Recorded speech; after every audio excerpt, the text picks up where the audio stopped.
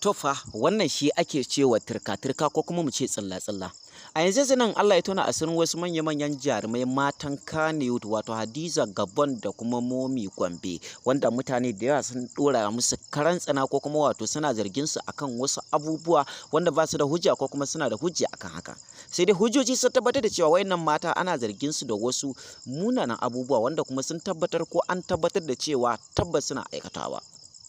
Sai dai ita kanta jaruma Momi Gombe ta tofa albarkacin bakinta akan hakan musamman ma akan yanayin zargin da ake mata domin ta kare kanta da hujjoji masu karfi domin me ana zargin ta ne babu ta yana zai da daga shigowarta wannan masana'anta ta shirya fina-finai ta yi suna a cikin kankanin lokaci kuma ta gudu ta bar ragowar mata musamman ma idan aka yi waiwaye da cewa ita kanta kyawunta ba wani kyawu ne na a zo a gani ba amma kuma me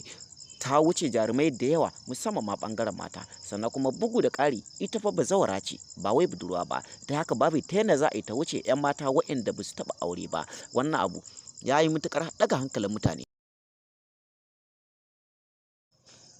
Idan ka duba za ka ga cewa mafi yawancin dukkanin wasu manya-manyan jaruman Kannywood za ka ga suna mu'amala da ita ma'ana akwai ayoyin tambaya a kansu.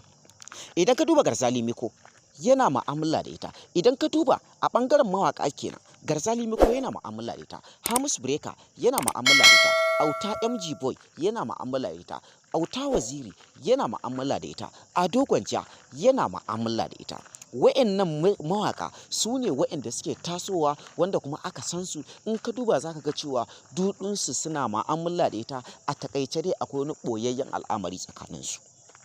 sannan da aka ƙara dawowa ɓangaren maza jarumai farko idan ka duba Alinu yana mu'amala da ita sannan idan ka duba bugu da ƙari in ka ɗauko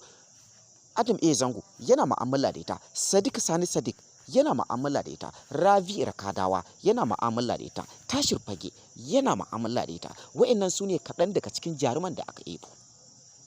idan ka ɗauko irin furodusosi ko daraktoci akwai Falal A Ɗorai akwai Bashir Mai Shadda